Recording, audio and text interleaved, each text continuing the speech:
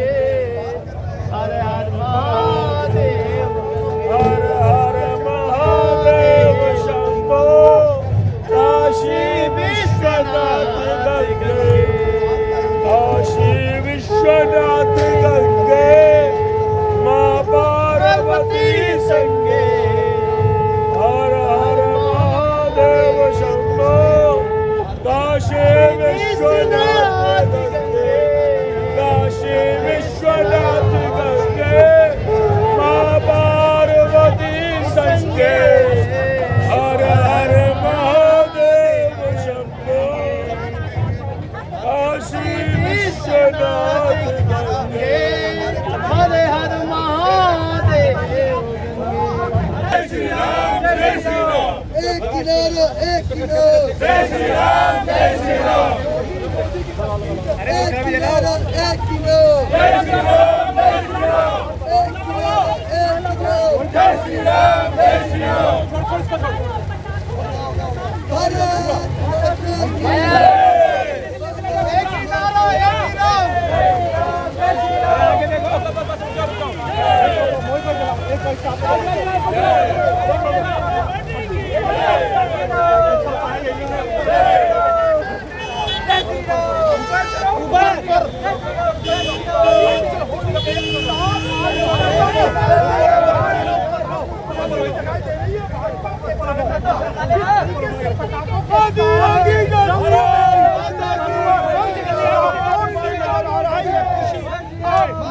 एक लगातार देख सकते हैं कि जो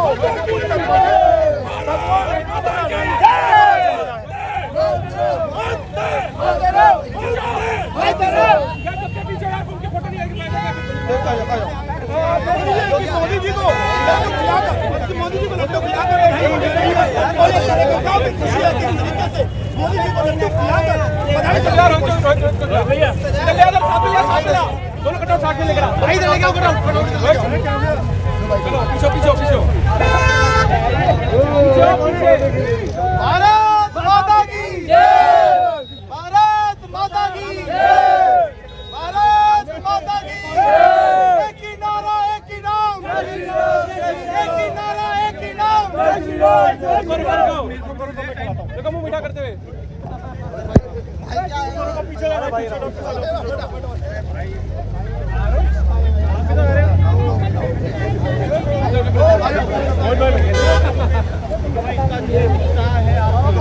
नमस्कार। जिस तरीके से हम इस समय बीजेपी के हेडक्वार्टर में मौजूद हैं और जिस तरीके से 5 राज्यों के रिजल्ट सामने आ रहे हैं और जो मतगणना शुरू हो चुकी है और मतगणना के बाद अब बिल्कुल प्रचंड बहुमत बीजेपी की आ रही है, चाहे वो उत्तर प्रदेश हो, चाहे उत्तराखंड में हो और गोवा और मणिपुर में भी लगभग बीजेपी की सरकार बनने जा रही है। तो आपसे पूछेंगे सर, आज बीजेपी के कार्यकर्ताओं के लिए कितनी खुशी की बात है?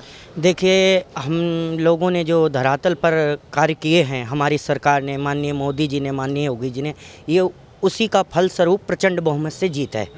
अब तक देश में बहुत सी सरकारें बनी, प्रदेश में, उत्तर प्रदेश में भी बहुत सी सरकारें आईं, पर गुंडागर्दी कोई ख़त्म नहीं कर पाया। आज उत्तर प्रदेश में आप रात के 12 बजे भी आराम से डोल सकते हैं, आपको टोकने वाला नहीं। तो जनता ने विकास को वोट किया है। परिवारवाद या संगठनवाद या क्षेत्रवाद को नकार कर जनता ने राष्ट्रवाद को चुना और इस बार योगी जी की प्रचंड बहुमत से सरकार बन रही है। आप मुझे ये बताइए, आप बीजेपी के कार्यकर्ता हैं, इतनी मेहनत की आपने और आज जब आप रिजल्ट देख रहे हैं, योगी जी पुनः आ रहे हैं, तो कितनी उत्साह है आप में? मैं ऐसा महसूस कर रहा हूँ जैसे त्रेता में जब राम जन्म हुआ था, तो जितना हर्ष उल्लास उस समय होगा उससे अधिक आज है। मैं अपनी खुशी जाहिर शब्दों में नहीं कर सकता। माननीय योगी जी पुनः मुख्यमंत्री बनेंगे, ये मेरे लिए सबसे गर्व की बात है। हम लोगों ने जो मेहनत की उसका फल। आप ये बताइए, कुछ लोग ये चुनावी रैलियों में कहते थे विरोधी कि योगी जी को हम मठ में भेज देंगे, आज उन लोगों के लिए क्या कहेंगे आप? उनके लिए मैं इतना ही कहूँगा कि वो अब 2050 तक तैयारी करें कि कुछ सत्ता उन्हें अब नहीं मिलने वाली। उत्तर प्रदेश जो है, हमने 14 से हराना शुरू किया है, हम लगातार हराते ही रहेंगे, क्योंकि देश की जनता राष्ट्रवाद को चुनती है। यहाँ परिवारवाद नहीं बल्कि राष्ट्रवाद चलेगा। आपको खुद क्या लगता है कि आप खुद इतने लोगों से मिले होंगे, क्या लगता है जो ये आज रिजल्ट सामने आ रहे हैं, इसकी बुनियाद में क्या क्या वो कार्य हैं जिसकी वजह से ये सामने आ रहे हैं? मैंने गौतम बुद्ध नगर से लेकर उन्नाव तक भ्रमण किया इस चुनाव के दौरान में, तो मैंने जनता को सिर्फ एक ही बात कहते हुए सुना था माताएं हों, वृद्ध हों, कोई सभी ये कह रहे थे कि हम योगी जी को वोट देंगे। प्रत्याशी भी फोकस नहीं कर रहा था, सिर्फ योगी नाम पर वोट, और लोग इसलिए वोट देना चाह रहे थे कोरोना में जैसे हमारे माननीय मुख्यमंत्री ने जो कार्य किए वो शायद ही है कि किसी प्रदेश के मुख्यमंत्री ने किया हो। इससे जनता बहुत खुश थी और जनता योगी जी को वोट करने के लिए ला दी। आप ये बताइए सर, कल ही जब एग्जिट पोल आए थे उसके बाद किस तरीके से अखिलेश यादव जी एक प्रेस कॉन्फ्रेंस करते हैं और उसमें किस तरीके से बौखला जाते हैं, जो एग्जिट पोल में जिस तरीके से 300 पार का वो आंकड़ा आ रहा था। अखिलेश यादव जी आज क्या सोच रहे होंगे जब रिजल्ट भी वैसे ही आ रहे हैं? देखिए जी, जिस तरह से सबको पता है कि नरेंद्र मोदी का जो काम है, योगी जी का जो काम है, वो सबको दिख रहा था, वो धरातल पर दिख रहा था। जो संगठन में काम की जो करने का तरीका है और जो विकास जो योगी जी ने किया है, वो उसके आगे ना तो अखिलेश दिखता, ना बसपा, ना कोई भी दिखता। तो मैं तो ये कहूँगा कि अखिलेश जी अब वो जाए लंदन, वो जो जिस हिसाब से बोल रहे थे कि 11 तारीख को टिकट करवाने के लिए, तो अब वो उनकी टिकट बनने के लिए तैयार है, अब वो जा सकते हैं लंदन। तो आप ये बताइए कि जिस तरीके से बीजेपी के कुछ नेता जो कह रहे थे हम किंग मेकर हैं, चाहे स्वामी प्रसाद मौर्य हो चाहे ओम प्रकाश राजभर, जो कह रहे थे कि मैं तो इसीलिए आया हूं सपा में कि अखिलेश यादव जी को हम फिर से सीएम बना देंगे, आज उनके लिए क्या कहेंगे? उनके लिए यही कहना चाहूँगा कि वो खुद की सीट बचा ले, वही सबसे बड़ी बात है। वो हार रहे हैं और वो भी उनके साथ लंदन जाने के लिए तैयार हैं। आप मुझे ये बताइए सर, आपने भी वही कपड़े पहने जो लगभग योगी जी भी पहनते हैं, उसी रंग के, इसी रंग के लिए कहा जा रहा था कि इस पर यह जंग का रंग है। देखिए, वो जिन लोगों ने जो विवादित बयान दिए थे उन्हें शर्म आनी चाहिए।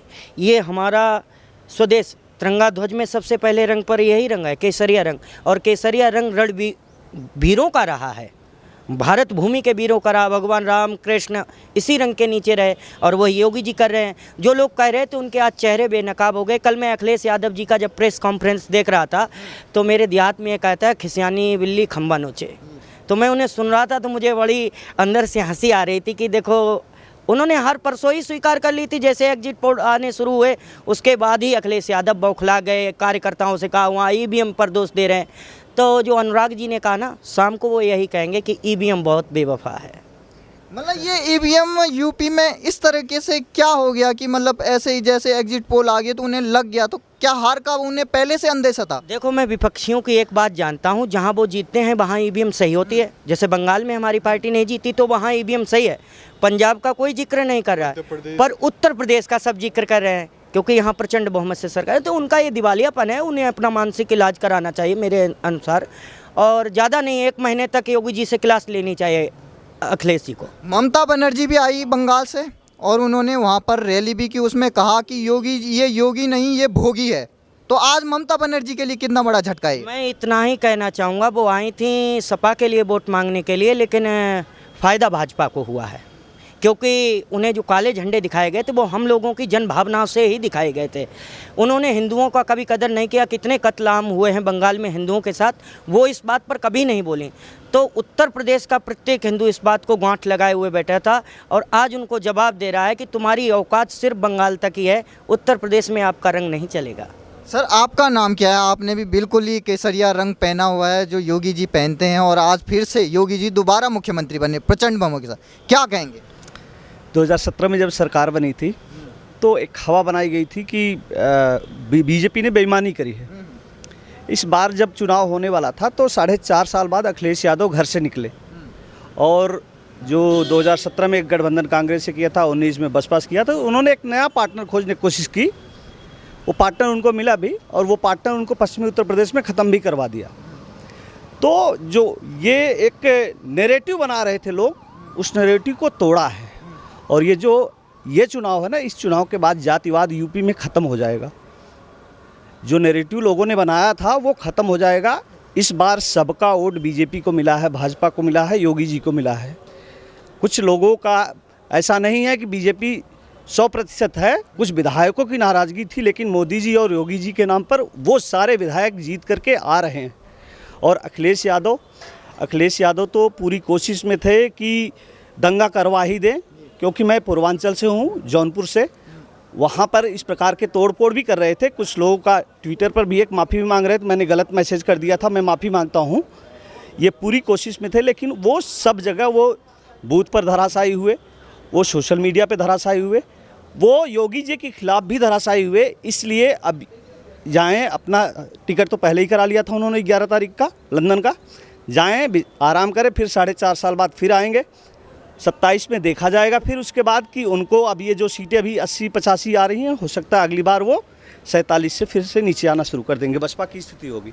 जब चुनाव की रैलियां हो रही थी उस समय इंटरव्यू में योगी जी ने कहा था कि 80-20 का मामला है उत्तर प्रदेश में, क्या आपको लगता है ये 80-20 का मामला ही था? बिल्कुल 80-20 का ये लोग जातिवाद से जोड़ करके देख रहे थे। योगी जी विकास के लिए और जो निगेटिव परसेप्शन चला रहे थे उनके लिए योगी जी कह रहे थे 80 और 20, और वही हो रहा है। अभी जो ट्रेंड चल रहा है वही चल रहा है। 80% लोग बीजेपी के साथ में, 20% लोग विपक्षियों के साथ है जो निगेटिव नैरेटिव चला रहे थे। कितना उत्साह लगता है, कितनी खुशी है बीजेपी के कार्यकर्ताओं में रिजल्ट देख के? हम सब राष्ट्रवादी लोग हैं, हमें देश से मतलब है, हमें देश का शान बढ़ना चाहिए, भारत विश्व गुरु बनना चाहिए और भारत का सम्मान होना चाहिए। कौन आज से 5 साल पहले कौन अयोध्या, मथुरा और काशी की बात करता था? आज बात हो रही है, इसलिए हो रही है कि एक महंत बैठा हुआ है उत्तर प्रदेश की कुर्सी पर, इसलिए बात हो रही है। भारत विश्व गुरु बन रहा है, इसलिए बन रहा है क्योंकि मोदी जी बैठे हुए हैं केंद्र में, और उन्होंने अभी जो यूक्रेन से चलाया है ऑपरेशन गंगा,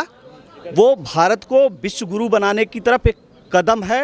उनका इतना साहसिक कदम बगैर कुछ किए 2 फ़ोन करके उन्होंने 20,000 से ज़्यादा लोगों को यूक्रेन से निकाल करके भारत लेकर के आए हैं। आप मुझे ये बताइए कि कुछ लोग जो मतलब बाहर से ये परसेप्शन बना रहे थे कि योगी जी नहीं आ रहे हैं, बिल्कुल सपा की लहर चल रही है, उनके लिए क्या कहेंगे? आज जो पत्रकार थे, कुछ एक गैंग था जो काम कर रहा था नैरेटिव बनाने का, उनके लिए क्या कहेंगे आज? भैया ये नैरेटिव बनाते रहेंगे। मैं पूर्वांचल से हूँ, उत्तर प्रदेश से। हमारे सीट पर बस सपा का प्रत्याशी 4 बार से प्रत्याशी था, वो हार रहा है 10,000 से, अभी चौथे राउंड में ही 10,000 से पीछे जा चुका है। तो ये नैरेटिव बनाएंगे कुछ जो ये बेनामी संपत्तियां जो अखिलेश यादव के पास, मायावती के पास, कांग्रेस राहुल गांधी के पास है, वो कहाँ, वो यही यूज़ कर रहे हैं निगेटिव परसेप्शन बनाने के लिए, भाजपा के खिलाफ लिखने के लिए, बोलने के लिए, दिखाने के लिए। ये जो सारा करतूत कर रहे थे उस पर आज तमाचा मारी है उत्तर प्रदेश की जनता ने, और इन लोगों को मुद्दा विहीन करके छोड़ दिया है कि अब इनके पास कोई मुद्दा नहीं है। कोई बेरोजगारी का मुद्दा उठा रहे थे, भाई जानवरों का मुद्दा जो एक उठा रहे थे, वो जानवर किसके थे? वो जानवर तो हमारे ही और उनके थे। किसके थे? क्यों छोड़ रहे वो? 4 महीने भैंस का दूध निकाल करके, गाय का दूध निकाल करके उसको छोड़ देते थे रोड पे। वो पहले नहीं होता था, पहले भी होता था, लेकिन इसको परसेप्शन बनाया जा रहा था जो नहीं बना। आप मुझे ये बताइए, कुछ लोग थे जो चुनाव के एंड मौके टाइम पे आए और ऐसी धमकियां देने लग गए, उन लोगों के लिए क्या कहेंगे? क्योंकि योगी जी ने कहा था मरम्मत के लिए बुलडोजर दिए हैं, 10 तारीख के बाद बुलडोजर अपना काम शुरू कर देंगे। भैया अभी तो मैं तो देख रहा था, चाबी भी मंगवा लिया है योगी जी ने, ठीक है, भेज रहे हैं, हर जगह सबका मरम्मत होगा। अभी वो अब्बास अंसारी बोला था, वो पीछे चल रहा है, हार रहा है। सबसे पहला बुलडोजर तो उस पर ही दोबारा फिर से चलना चाहिए। वो देख रहा था अधिकारियों को ना, अब उसके ऊपर बुलडोजर चलना चाहिए। गलत नहीं चलना चाहिए, सब जगह चलना चाहिए, चाहे वो पार्टी के लोग हों या विपक्ष के लोग हों जिन्होंने गलत किया हुआ है। भारतीय जनता पार्टी इसीलिए अलग है कि अपने हो कोई भी हो, सबके लिए एक नियम होना चाहिए। बुलडोजर चलेगा, जो गलत करेगा, जो गुंडई करेगा, जो सरकारी ज़मीनों को कब्जा करेगा, उस पर बुलडोजर पहले भी चला था, आगे भी चलेगा, और जब तक वो सफाया नहीं हो जाएगा तब तक चलता रहेगा। नमस्कार, हम इस समय मौजूद हैं बीजेपी के हेडक्वार्टर में, और यहाँ पर कार्यकर्ता जुड़ना शुरू हो गए हैं और यहाँ पर जश्न मनना शुरू हो गया। जिस तरीके से बीजेपी ने यूपी में प्रचंड जीत के साथ अपना वो खाता खोला है, और यहाँ पर मेरे पीछे देख सकते हैं जिस तरीके की आवाज़ आ रही है। जिंदाबाद नरेंद्र मोदी, जिंदाबाद जिंदाबाद जिंदाबाद।